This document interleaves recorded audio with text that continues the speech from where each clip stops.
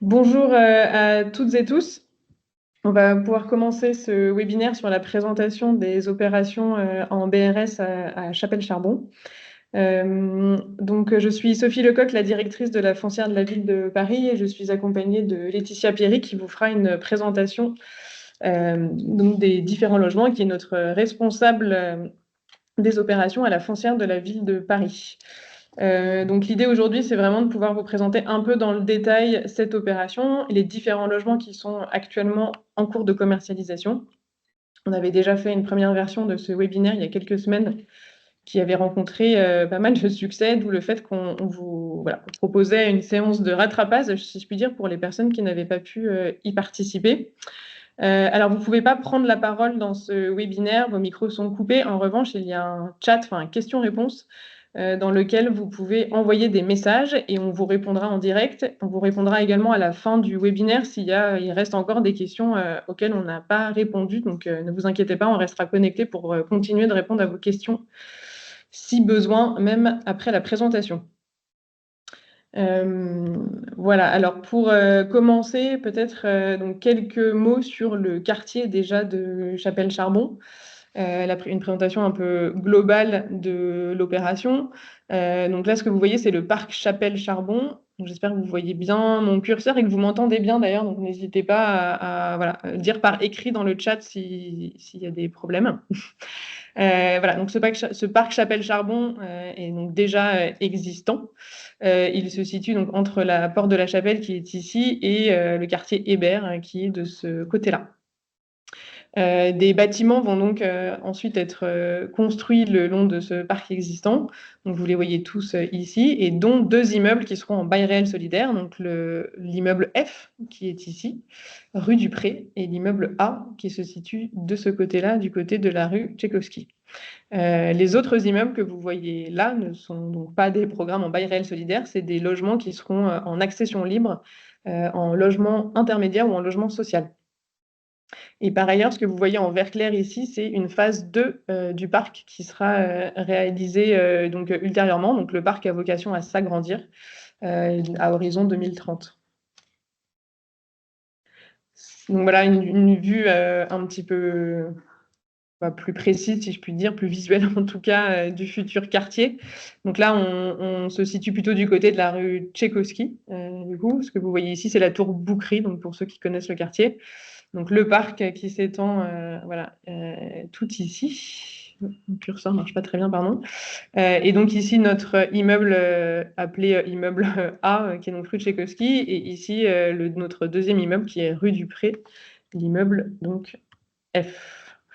Ça, c'est un petit plan du quartier pour vous présenter rapidement les différentes évolutions qui se passent autour de ce parc, car elles sont nombreuses. Donc, il y en a déjà qui ont eu lieu et d'autres qui vont avoir lieu dans un avenir proche.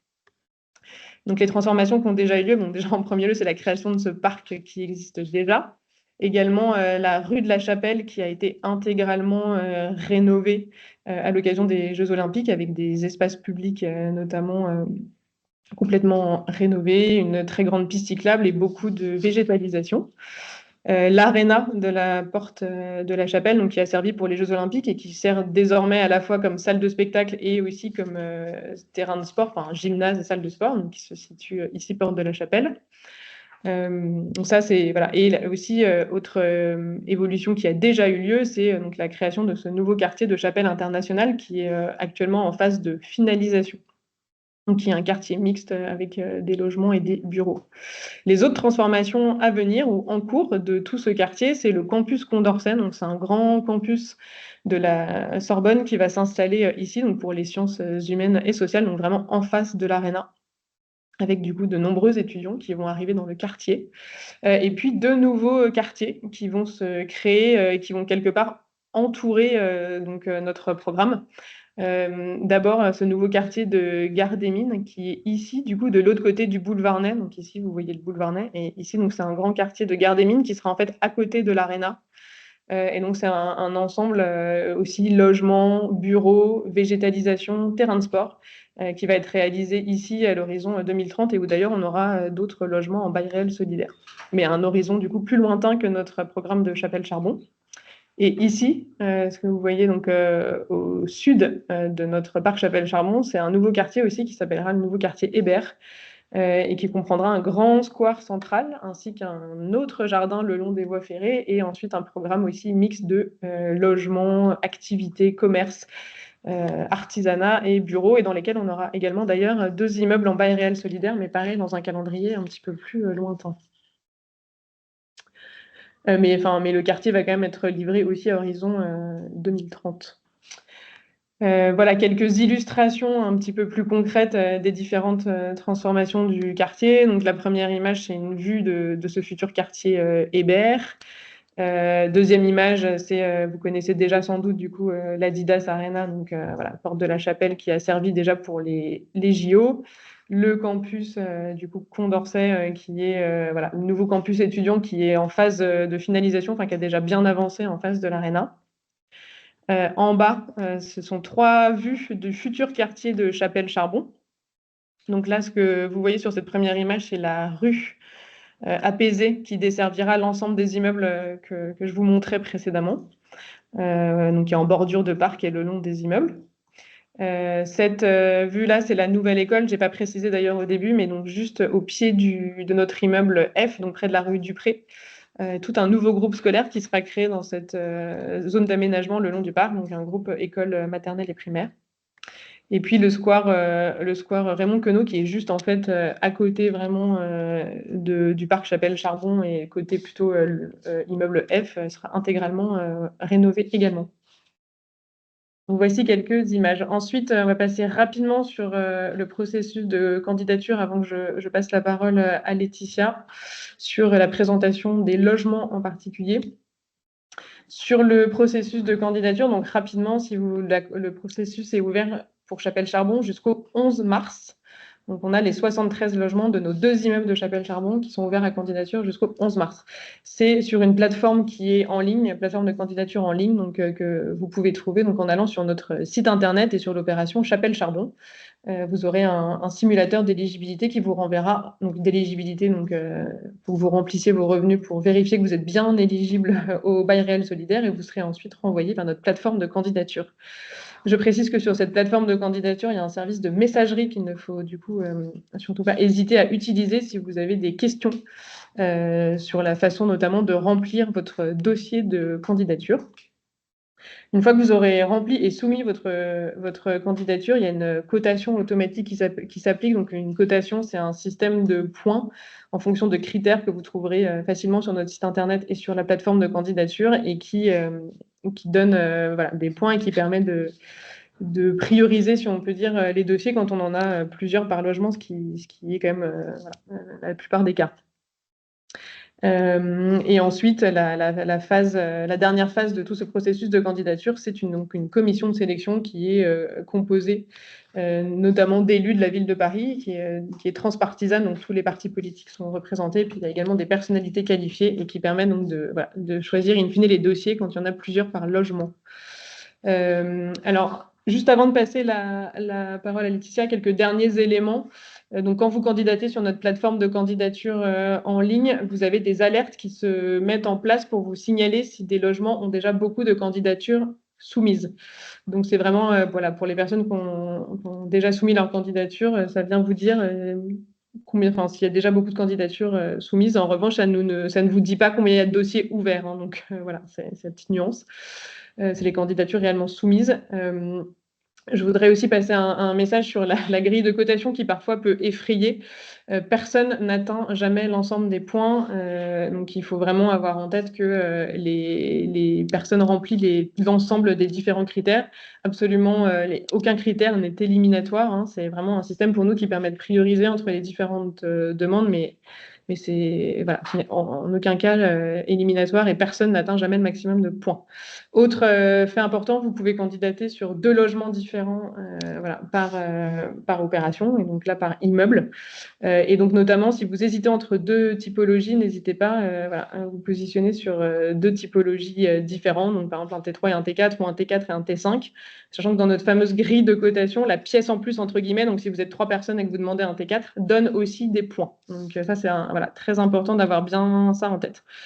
Et par ailleurs, si vous regardez un peu précisément l'offre de logement qui est disponible, comme les logements en fait donc, ont des prix qui sont en fonction de leur situation dans l'immeuble. Donc par exemple, être dans les étages bas fait des logements moins chers que dans les étages hauts. Les vues aussi vont impacter la grille de prix voilà, des logements. Il arrive que des typologies, par exemple, plus grandes soient moins chères que des typologies plus petites au global. Donc n'hésitez pas à regarder tous ces éléments. Et enfin, dernier message, on vous demande dans le dossier de candidature une simulation financière. C'est vraiment un élément très important de consolidation de votre dossier. Donc, je vous invite vraiment à la soumettre dès la phase candidature. Elle vous est de toute manière demandée de manière obligatoire lorsque vous passez devant la commission de sélection. Mais n'hésitez pas à la joindre vraiment tout de suite et à solliciter nos partenaires financiers. Voilà, vous avez la liste qui est disponible sur notre site internet. Et donc, c'est un élément vraiment important de la candidature. Voilà, je passe la parole maintenant à Laetitia qui va vous présenter plus dans le détail les logements disponibles. Bonjour à tous. Donc on va présenter je vais présenter les 2 lots les uns après les autres. N'hésitez pas aussi à vraiment poser vos questions si vous en avez. On répondra à toutes les questions, même si le webinaire est fini. Donc pour le lot A, on est sur un immeuble de 10 étages avec 32 logements. À rez-de-chaussée, il y a un local d'activité qui est prévu. Bien sûr, ce local d'activité vient en fait compléter toute l'offre nouvelle de tout l'ensemble de ce quartier qui est créé. Donc, c'est ce que vous voyez là en dessous, donc attenant à la nouvelle rue qui est un sens unique. Donc, la programmation n'est pas encore définie, mais on sait que ce sera de l'activité. Dans cet ensemble, il y a une terrasse collective végétalisée qui est localisée au 7e étage. Je présenterai après. Et évidemment, donc on est sur un des immeubles les plus hauts de la ZAC, donc ce qui permet de dégager des vues sur les étages les plus hauts. Ici, on propose une opération avec 100% de logements en bail réel solidaire. Donc, il n'y a pas de copropriété avec d'autres types de logements. Et la particularité de cette opération, c'est que l'intégralité des logements sont traversants ou à triple orientation, ce qui est une situation relativement remarquable à Paris. Sur la structure de l'immeuble, donc c'est un immeuble en béton avec des murs en vaillachés. En fait, on est à la pointe des ambitions environnementales qu'on peut avoir actuellement. Donc, on est sur un niveau de performance qui va au-delà de la réglementation en vigueur, ce qui garantit en fait un confort d'été et d'hiver optimal notamment, et puis les exigences maximales qu'on puisse avoir en termes pour le logement, aussi bien sur les questions acoustiques, thermiques, etc. Le chauffage, et donc l'immeuble est raccordé au réseau de chaleur urbain parisien, donc le CPCU, qui est le plus vertueux, enfin qui compte parmi les plus vertueux de ce qu'on peut faire actuellement. On a des menuiseries bois et des occultants du coup aussi en aluminium qui sont prévus en base. Sur cet immeuble, il faut souligner que tous les logements disposent d'un espace extérieur. Donc, c'est un balcon qui fait environ 4 mètres carrés. Ce qui est à souligner, c'est qu'en fait, ces balcons viennent vraiment en extraction du bâtiment. Comme on peut le voir, ils sont un peu saillants, ce qui permet, comme le montre cette petite image, en fait, de bénéficier pleinement des vues du sud, d'une part. Donc, c'est-à-dire que ces espaces extérieurs ont une luminosité intéressante tout au long de la journée. Et en plus, du coup, ont des vues sur le parc de l'autre côté. Donc, ils viennent vraiment ils viennent un peu sortir du bâtiment pour permettre au logement de bénéficier vraiment d'un endroit qualitatif qui est adjoint à tous les séjours. Sur le fonctionnement du rez-de-chaussée, du coup, par mon pointeur là, je pointe le parc Chapelle-Chardon existant. Ici, donc, c'est la voie nouvelle, donc, comme je vous le disais, sur laquelle vient d'être construit toute une somme un nouveau rez-de-chaussée actif. Donc, pour y participer ici, nous, on aura un local d'activité. Et donc, l'accès, en fait, pour les logements, se fait via la rue Tchaïkovski. Elle se fait via un porche. Donc, depuis la rue, en fait, on a une porosité visuelle qui permet de voir le jardin, tout en étant bien évidemment sécurisé par une grille de tout à chaque côté, évidemment, du lot. Donc, on rentre par un porche. Il est prévu des arceaux un peu pour les vélos, pour ceux qui ont des usages quotidiens. Mais il y a aussi un local vélo fermé, sécurisé, qui est prévu et accessible depuis le jardin. L'immeuble comprend 2 escaliers, le A et le B, qui permettent de desservir les étages. Et je précise aussi au cas où, voilà, ici, on a le local pour ordures ménagères, donc qui est directement accessible depuis l'entrée principale, mais fermé aussi et sécurisé. Il y a un jardin de pleine terre qui est accessible à tous, qui fait plus de 200 mètres carrés et qui va comprendre du coup des plantations nouvelles assez généreuses et denses. Comme je vous le disais, donc, sur cette opération, il y a une terrasse commune au 7e étage. Elle est accessible à tous depuis la cage d'escalier A. Et donc, elle donne sur le jardin. Et il y a une partie donc, en plâtrage bois qui permet d'avoir des usages type poser des tables ou autre. Et il y a toute une partie plantée qui permet du coup d'avoir un espace agréable. Alors, sur les étages. Je me permets juste une petite incise. N'hésitez surtout pas à poser vos questions, parce que pour l'instant, il y en a pas, mais ne soyez pas timide. Sur les étages, donc il y a 2 types d'étages, si je puis dire. Donc, il y a toute la partie en fait qui vient s'adosser au bâtiment existant, qui est donc la partie, on va dire, l'étage courant qui va jusqu'au R+6. Et ensuite, on a une partie en émergence qui permet donc d'avoir une vue à 360, entre guillemets, même si les logements ne bénéficient pas des 4 vues. Mais donc, il vient vraiment chercher des vues lointaines sur le nord ou le sud parisien qui sont assez extraordinaires. Et ce qui crée aussi en fait 2 typologies de logements. On a donc des traversants, comme je vous le disais, et sur les derniers niveaux, on a donc des logements à double orientation qui viennent chercher plutôt des vues donc en angle, type comme pour le A93 que je pointe ici, vue nord côté parc et vue est, donc est parisien. Comme je vous l'ai dit, voilà, l'immeuble est composé de 2 cages d'escalier. Sur chaque cage d'escalier, on a 2 logements. Et en fait, ce qui est intéressant ici, c'est que voilà, il y a 2 logements et en fait, il y a 3 types de logements. Il y a les traversants ou les triples orientations. Et comme vous pouvez le voir, c'est soit des T3, soit des T4. Alors, c'est un peu une variation sur un même thème. Dans cette opération, les plans, en fait, ont tous une structure commune.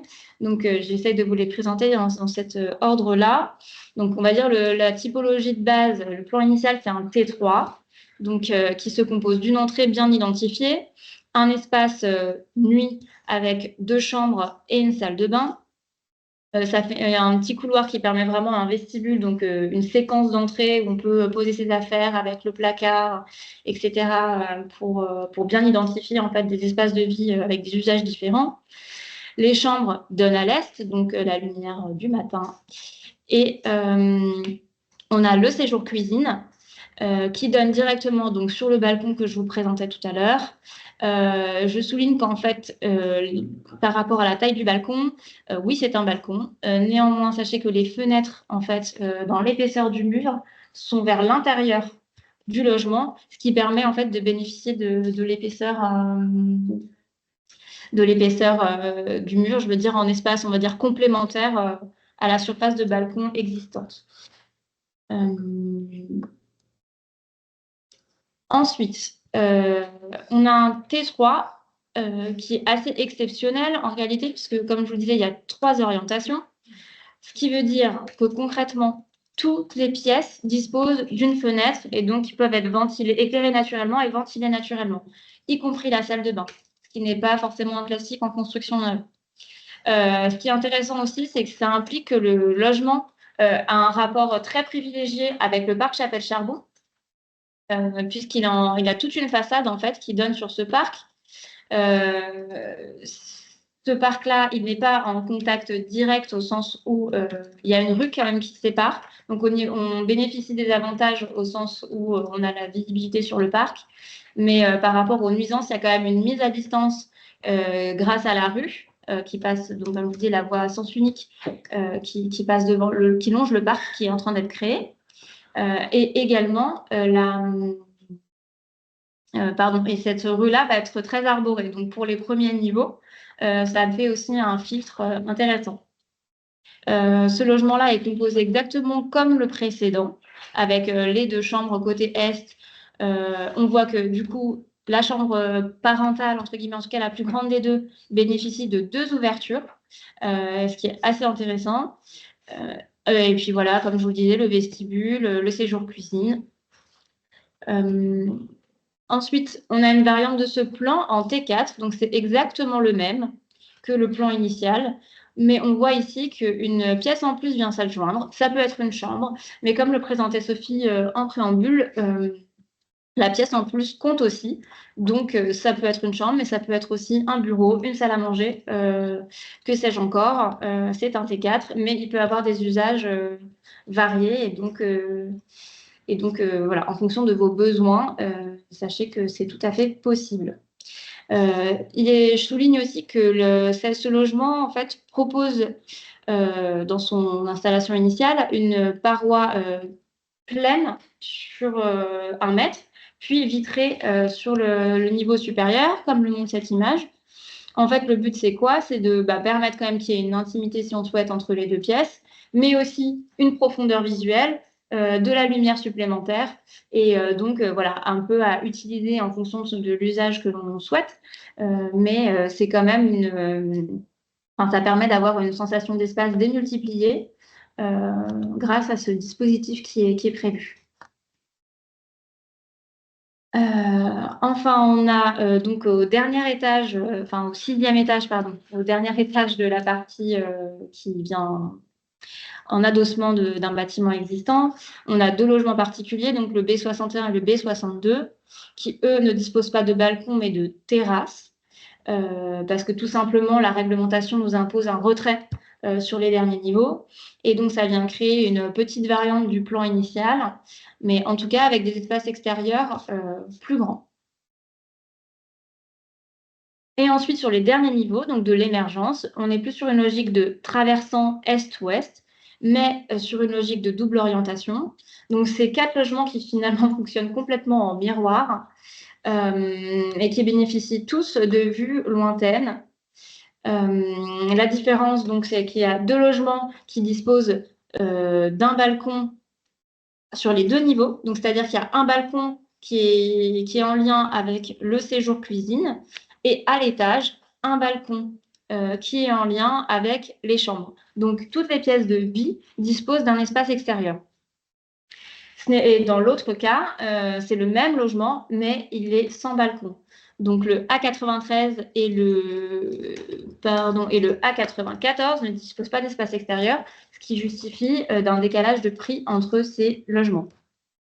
Néanmoins, ces 4 logements bénéficient, eux, pour le coup, tous d'une vue sur le lointain imprenable, et notamment, du coup, pour ceux qui ont des vues sud, des vues bien dégagées sur le sud parisien.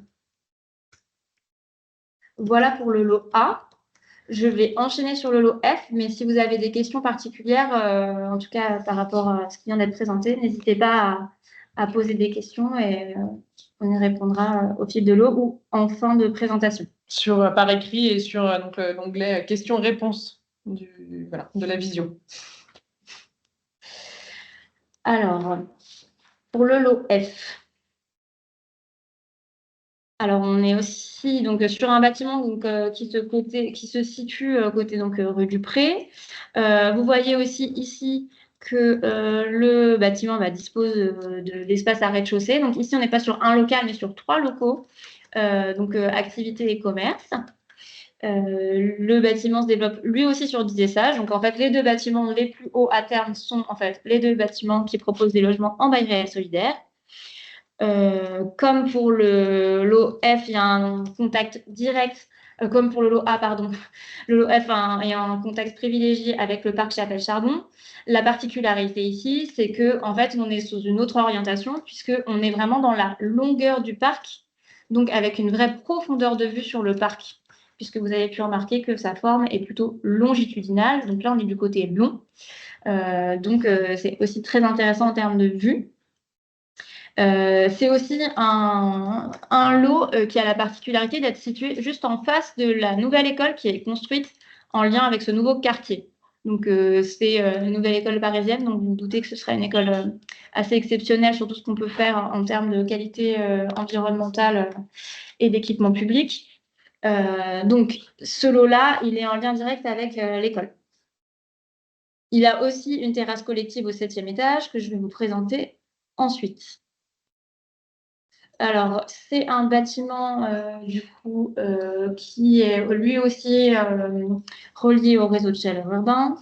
C'est aussi un bâtiment qui propose des menuiseries en bois et des occupants qui ne sont pas des brise-soleil mais des persiennes en bois. Et c'est un bâtiment qui allie en fait une construction bois et une construction béton.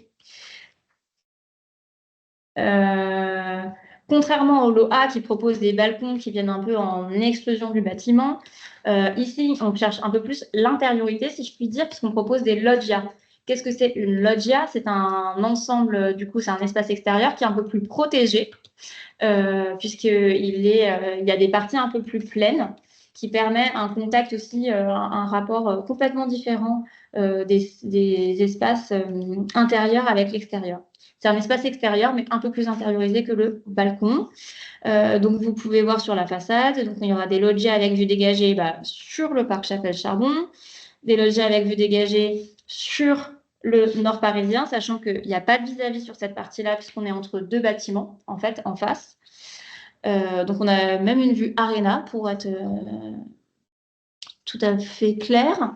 Et ensuite, après, on a ces logements qui donnent plutôt vers le jardin intérieur de l'opération, donc le cœur d'îlot. Et donc là aussi, on a toute une partie de la façade qui est composée de loggia. Le rez-de-chaussée. Alors, comme je vous le disais, le rez-de-chaussée, il y a trois commerces activités, un local ici qui vient faire l'angle et deux autres un peu plus loin dans la rue. Je souligne, c'est très important, que vous pouvez voir ici un peu. En fait, les logements qui sont en rez-de-chaussée ont des fenêtres qui sont plus hautes par rapport au niveau de la rue. Pourquoi? Parce que la rue du Pré monte progressivement. Donc ici, vous voyez des logements, mais c'est en réalité par rapport à la rue des équivalents R+1. Donc il y a vraiment une mise à distance avec la hauteur. Ce qui nous permet d'ailleurs, vous le verrez ensuite, d'avoir des locaux d'activité en dessous, mais qui sont en fait au niveau de la rue basse, de la rue du Pré. Donc je me permets de vous remontrer l'image. Les fenêtres sont vraiment équivalents R+1. Et ensuite, ces ouvertures qu'on voit plus bas, en fait, viennent éclairer le sous-sol, qui est le local vélo. Donc le lot est composé avec deux halls, le hall A et le hall B. Le hall A dessert en fait la majorité de logements. Comme pour le lot A, c'est un accès via un porche, mais évidemment, il y a une grille en limite de l'espace public. Il y a un vrai jardin intérieur. Et donc, pour accéder au hall B, il y a un cheminement en fait qu'il faut emprunter et qui permet aussi finalement d'aller récupérer un peu de hauteur. Il y a un petit dénivelé qui permet du coup d'avoir des logements qui sont au-dessus du niveau de la rue. Il y a une terrasse commune, comme je vous l'indiquais, à R+7. Cette terrasse commune, elle aussi bordée en fait d'espaces plantés. Elle donne en fait de manière traversante, aussi bien sur le jardin intérieur que sur le parc, Chapelle-Charbon. Comme je vous l'indiquais, en fait, il y a quelque part deux niveaux de rez-de-chaussée. Le rez-de-chaussée haut, donc on a vu les accès, et ici le rez-de-chaussée bas, puisqu'il y a des ouvertures sur la rue. C'est un immense local vélo qui donc est accessible depuis la rue aussi, mais depuis le bas de la rue du Pré. D'ailleurs, aujourd'hui, c'est accessible quasiment. La rue est ouverte jusqu'ici, pour vous figurer. Et en même temps, ça n'empêche pas, depuis cet espace vélo, de pouvoir remonter dans les étages, soit par l'escalier pour le bâtiment B, l'escalier qui est ici, soit par les ascenseurs pour le bâtiment A, pour la cage A.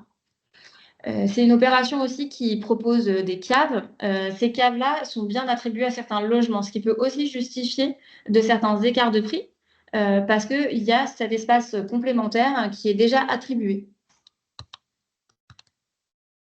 Alors, sur les étages, comme pour le lot A, on a une partie plutôt basse qui va jusqu'à R+5, R+5-6, pardon. Et ensuite, on a une partie émergente qui permet vraiment d'aller chercher des vues sur le lointain. Alors, il y a plusieurs typologies de logements que je vais vous présenter après. Des logements traversants, mais aussi ici, plus de logements d'angle que sur le lot A, et aussi voilà, plusieurs lots traversants. Comme je vous l'indiquais, donc il y a bien 2 cages, la cage A et la cage B, qui comprend beaucoup moins de logements et qui ne comprend pas d'ascenseur. La cage B ne dispose pas d'ascenseur, comme vous aurez pu le voir, ce qui justifie aussi de certains écarts de prix. Et donc, on a 3 familles de logements, voilà, les traversants du bâtiment B, les logements d'angle, plutôt sur cette partie-là, et ici, un logement traversant qui se répète à tous les niveaux, qui a même 3 orientations. Je vais vous présenter après. Sur les derniers niveaux, donc il y a uniquement le bâtiment A qui monte en hauteur, et qui prend de la hauteur, et qui comprend du coup 3 logements par palier. Alors, on a essayé de les classer par famille pour essayer de trier l'information. Mais encore une fois, n'hésitez pas si vous avez des questions particulières. Alors, les logements traversants, grosso modo, du bâtiment B et un des logements du bâtiment A qui se répète. Sa composition est la suivante. On a une séquence d'entrée qui est bien identifiée, avec aussi un espace nuit et un espace séjour qui sont bien distingués. Ce qui est à noter, c'est que voilà, là, c'est vraiment un traversant nord-sud, donc avec un séjour cuisine qui est orienté sud, avec une loggia qui est attenante au séjour. Encore une fois, la loggia vient vraiment faire un peu permettre une mise à distance par rapport aux espaces extérieurs. Elle vient vraiment protéger. Vous voyez ici le trait là, il est plein. C'est parce que c'est du plein concrètement. Qu'est-ce que je peux vous dire d'autre? Et oui, voilà, chacune des chambres est orientée au nord et a une vue dégagée vers l'aréna, comme je vous le disais. Je reprécise, oui, dans ces logements-là, du coup, ceux qui sont au premier niveau il n'y a pas de logement à rez-de-chaussée proprement parlé. Je me permets de le ressouligner puisque c'est ces logements-là qui sont concernés. Ensuite, on voit que sur donc, le A11 qu'on voit ici, finalement, ce logement-là va se répéter sur tous les niveaux et donc va prendre de la hauteur. Et en prenant de la hauteur, le bâtiment B, du coup, disparaît, ce qui permet, plus on monte, plus cela ouvre la possibilité d'avoir des vues. Et donc, vous voyez ici, on a 3 fenêtres supplémentaires, puisqu'en fait, du coup, ça permet une vue dégagée aussi, et donc de gagner une orientation ouest. Donc ici, il y a une chambre qui a donc double fenêtre aussi, et une fenêtre supplémentaire dans le séjour. On a une autre typologie de logement traversant. Donc traversant, ça veut bien dire qu'on a 2 orientations qui sont opposées, ce qui est assez optimal en termes de ventilation.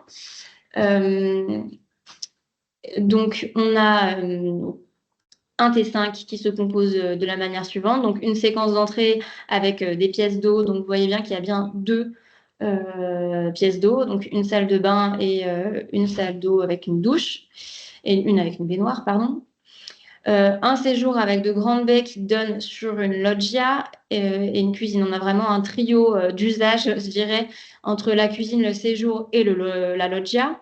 Cette loggia et la cuisine, en fait, on voit qu'il y a des vues sud. Donc, c'est un logement qui dispose de 3 orientations, ce qui est quelque chose d'assez remarquable, et qui ne dispose d'aucun vis-à-vis au sud. Donc, ces fenêtres-là sont au sud et bénéficient pleinement de la lumière du sud, puisqu'il n'y a pas de bâtiment qui vient obstruer la pénétration de la lumière. Si on peut ouvrir ici, c'est justement parce qu'il n'y a pas de vis-à-vis avec le moindre bâtiment existant. Le vis-à-vis se fait plus en retrait. Le bâtiment existant, il est plus par là, on l'indique mon curseur. Donc, toutes les chambres donnent sur le jardin intérieur. donc au calme et au frais.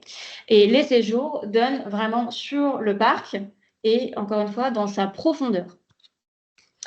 Et donc la loggia aussi bénéficie d'une vue sur le parc. Ce qui est à noter sur ces logements et qui justifie aussi d'un écart de prix, c'est le fait que sur les premiers niveaux, on a un vis-à-vis avec l'école, mais sur les étages supérieurs, il n'y en a plus. Et donc, on est vraiment voilà, sur les vues que je vous indiquais. Ensuite, on a plusieurs logements d'angle qui sont relativement intéressants puisque ces logements d'angle nous permettent en fait d'avoir, leur particularité, je dirais, c'est le fait d'avoir des séjours dans une situation absolument remarquable puisque c'est des séjours qui bénéficient à eux seuls de 3 orientations, ce qui est plutôt rare. Ça fait beaucoup d'ouverture, mais en tout cas, c'est ce qui est proposé ici, voilà, en termes de qualité de logement, pour répondre à tous les modes d'habiter selon les envies de chacun. En tout cas, ce qui est certain, c'est que sachez que pour nous, pouvoir construire et avoir des autorisations administratives, chaque logement est étudié dans ses performances thermiques. Donc, concrètement, le grand nombre d'ouvertures n'induit pas une forte chaleur en été ou autre. Oui, bien sûr que c'est une pièce qui peut prendre plus la chaleur, mais néanmoins, chaque pièce doit atteindre un seuil minimal pour garantir le confort d'été, ce qui est garanti ici. Donc, ce logement-là, sa particularité, c'est la situation un peu exceptionnelle de son séjour et les ouvertures qu'il offre.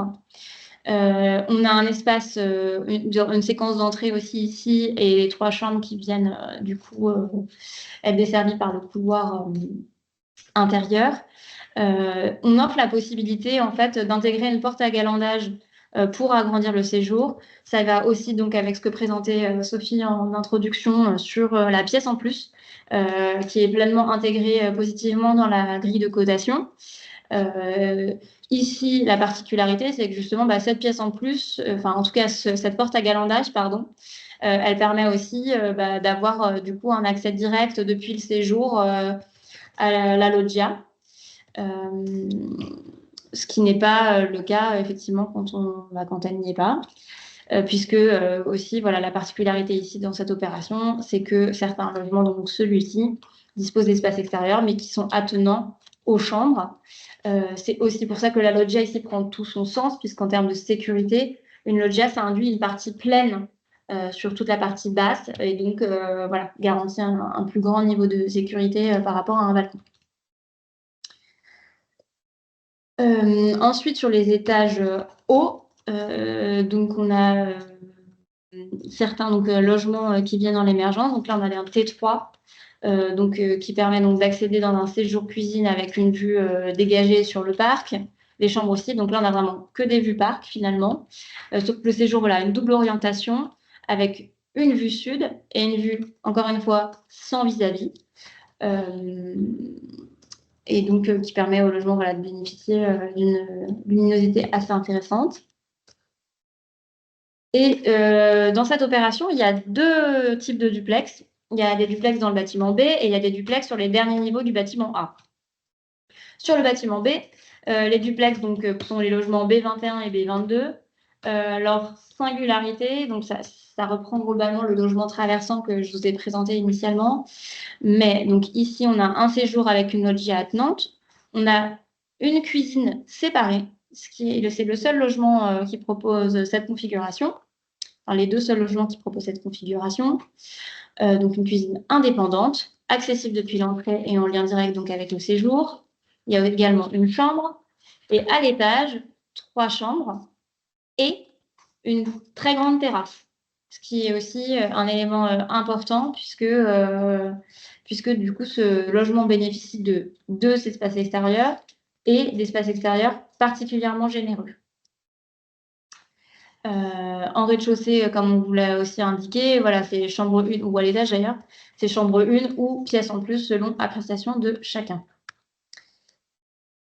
Enfin, donc sur les derniers niveaux, donc plutôt de l'émergence, on a un duplex en gros où la majorité des espaces de vie sont au dernier étage, donc au R+10 avec une triple orientation, une loggia attenante au séjour et donc toutes les ouvertures nord, sud et ouest.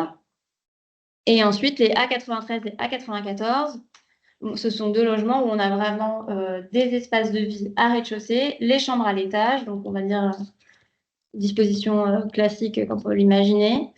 Donc chacun des étages bénéficie d'un espace extérieur. Donc ça fait plusieurs espaces extérieurs distincts au sein d'un même logement. Et comme pour les étages inférieurs, on a aussi des vues sud sans vis-à-vis. Et là, une projection importante, voilà, un rapport avec l'extérieur assez privilégié. Et voilà ce que je peux vous dire, en tout cas d'un point de vue architectural, sur ces opérations. On continue de répondre à vos questions au fil de l'eau. Donc, encore une fois, on répondra à toutes les questions jusqu'au bout. Donc, ne vous déconnectez pas. Nous ne partirons pas tant qu'on n'aura pas répondu à tout. Merci en tout cas pour votre écoute. Merci à tous et donc on reste connectés pour répondre encore quelques minutes.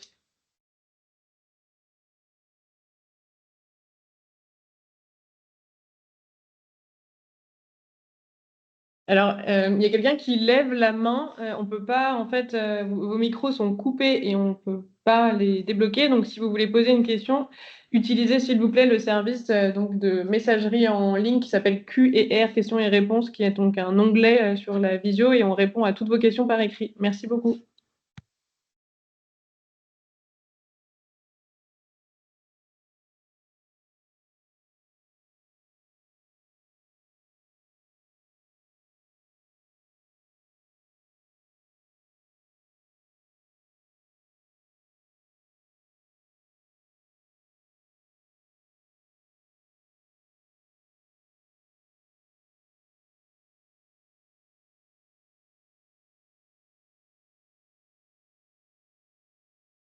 Excusez-moi, du coup, comme ça parle présentation des logements, effectivement, nous n'avons pas parlé des T2.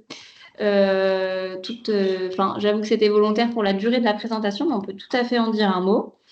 Je vais vous chercher, parce que comme c'était déjà dense, on a fait un peu certaines coupes, mais vu qu'il nous reste du temps, avec plaisir pour répondre aux questions. Donc, je vais me baser sur ce plan. Les T2 sur cette opération, ils sont tous situés dans la cage. Donc, sur le lot A, il n'y en a pas. Sur le lot F, les T2 qui sont proposés sont tous localisés donc, dans le bâtiment A.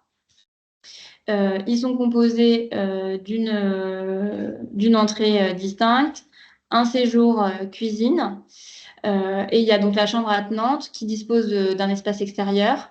Avec l'ouverture, le lien entre la chambre et le séjour, ça peut faire un accès plus efficace, je dirais, à l'espace extérieur. La salle de bain, elle est située plus dans l'entrée, donc ça fait quand même un sas, une mise à distance avec le séjour. Et ce que je peux vous dire aussi sur ces T2, donc, c'est qu'ils sont orientés à l'est. Et donc, ils disposent sur les premiers niveaux, comme pour les logements A14 et équivalent et A12 et équivalent. Sur les premiers niveaux, ils sont en vis-à-vis avec l'école, mais sur les sur les niveaux supérieurs, ils ont vraiment une vue dégagée sur le parc. Et donc, oui, ils sont mono-orientés est. Voilà ce qu'on peut dire sur les T2. N'hésitez pas si vous avez des questions plus précises.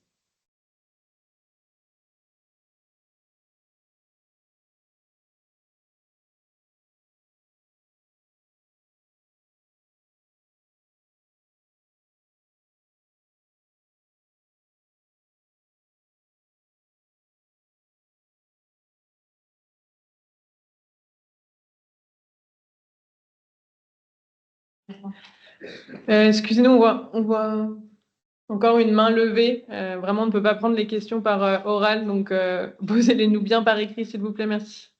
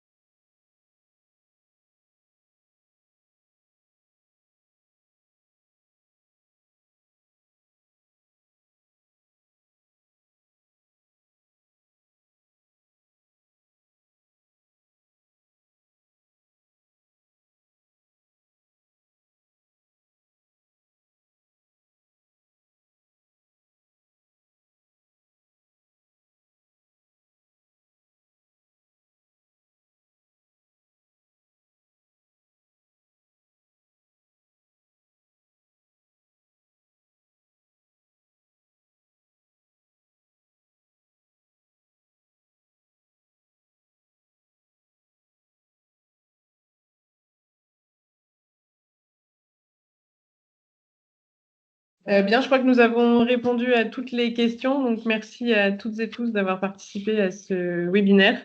Voilà. Et puis, si vous candidatez ou avez une candidature en cours, n'hésitez pas à poser des questions sur le service de messagerie en ligne de notre plateforme de candidature. Bonne fin de journée. Au revoir.